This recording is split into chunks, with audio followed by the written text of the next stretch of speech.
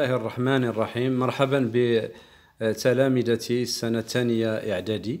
On continue donc la fécondation, la reproduction sexuée chez les plantes à fleurs. On s'est arrêté dans la partie 3. Troisièmement, la fécondation et la formation du fruit. Donc vous allez prendre vous aussi le polycope que je vous ai envoyé. Donc un petit récapitulatif. La fécondation aboutit à la formation de la cellule œuf qui se développe pour donner un embryon. Par la suite, la fleur se transforme en fruit. Alors, vous avez ici les parties de la fleur, les étamines, les pétales, le pistil ici. Le pistil, c'est une partie du gynécée. Le gynécée, c'est l'organe femelle. Alors, vous avez ici le stigmate, le pistil et ici l'ovaire. Vous avez les sépales, donc une petite récapitulation du constitution de la fleur. Vous avez les organes de protection qui sont les sépales et les pétales, colorés ici, qui attirent les insectes. Et vous avez les organes reproducteurs. Vous avez d'une part les organes reproducteurs sexuels mâles, les étamines constituées d'une antère plus le filet ici. Voilà. Alors, lorsque vous vous souvenez donc du cours, lorsque les grains de pollen se trouvent donc dans le sac pollinique qui se trouve au niveau des étamines, lorsqu'ils sont libérés, ils tombent sur le stigmate, donc ils arrivent au niveau de l'ovaire où il y a l'ovule. Après, il se produit donc une fécondation. Alors la fécondation aboutit à la formation d'une graine.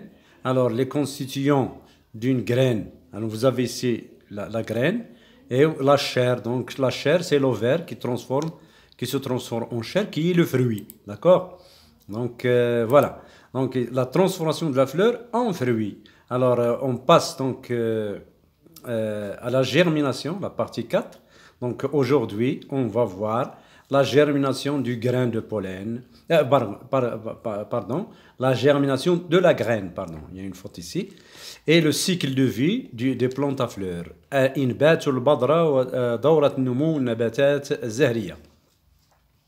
Bien sûr, une graine, à l'intérieur d'une graine, qu'est-ce qu'on trouve? Un embryon. C'est quoi un embryon? Il est formé par la radicule, ici, les futures premières feuilles, et vous avez donc la tigelle ici qui va donc qui va donner donc la tige. D'accord? Les cotylédons, vous avez ici des réserves qui vont nourrir l'embryon lorsqu'on plante la graine. Donc vous avez ici, si les conditions donc sont favorables, quelles sont ces conditions? L'humidité et d'autres facteurs déclenchent la germination de la graine. Voilà. En effet, l'embryon, voilà, cette partie, se nourrit des réserves de la graine, voilà les réserves ici, et entame sa croissance en développant une petite racine et des feuilles. Par sa croissance, et donne naissance à une jeune plantule. Alors vous avez ici, si vous ouvrez le polycope que je vous ai envoyé, alors une graine au niveau du sol, il développe la radicule, judaïr, puis il y a apparition aussi de la tige, voilà. Les racines, donc apparaissent premièrement des racines, apparition de la tige, puis l'écorce tombe,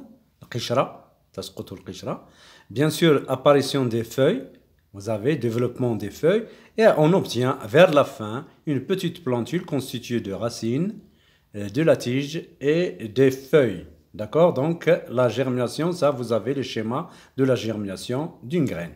Alors, donc on finit donc cette vidéo par quoi? Par le cycle de développement chez une plante à fleurs.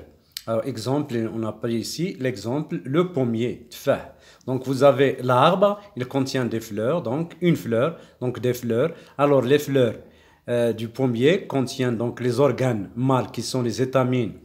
Les étamines, c'est-à-dire constituées de l'antère. Donc, réviser donc les parties qu'on a étudiées, les antères et le filet. Et les organes femelles constitués donc du gynécée, donc composé du stigmate, le style et l'ovaire. Donc il y a libération des grains de pollen, les ovules aussi contenus dans les ovaires.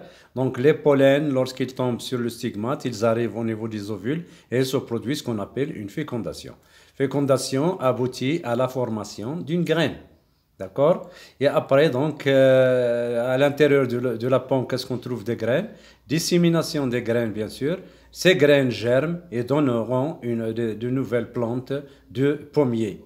Donc, vous avez ici un cycle de développement d'une plante à fleurs, exemple, le pommier. D'accord? Donc, Inch'Allah, dans la vidéo prochaine, donc le cours prochain, on va étudier la reproduction sexuée chez les plantes sans fleurs. Donc, essayez toujours de s'abonner à cette chaîne. Vous n'aurez, Inch'Allah, que du nouveau. On va continuer notre cours de cette façon, en utilisant le polycopie que je vous ai envoyé et les vidéos, bien sûr, revoir les vidéos et faire arrêter la vidéo. Donc, pour bien comprendre ce qu'on dit. Donc, merci à vous. Abonnez-vous à cette chaîne.